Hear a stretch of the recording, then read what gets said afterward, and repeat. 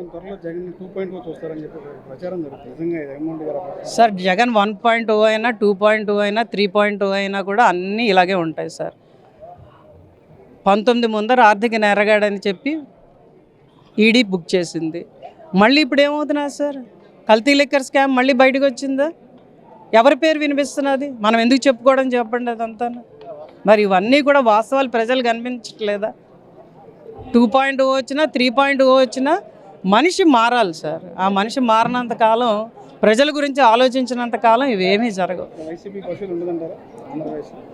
మీరే చూస్తున్నారు కదా, మీరు అందరితో మాట్లాడుతున్నారు.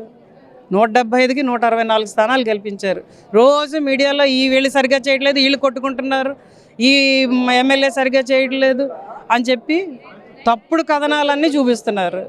కానీ ప్రజలకు తెలుసు కదా అక్కడ ఎమ్మెల్యే ఏం చేస్తున్నాడో, ఎంత కష్టపడుతున్నాడో, వాళ్ళ గురించి ఎంత పాటుపడుతున్నాడో.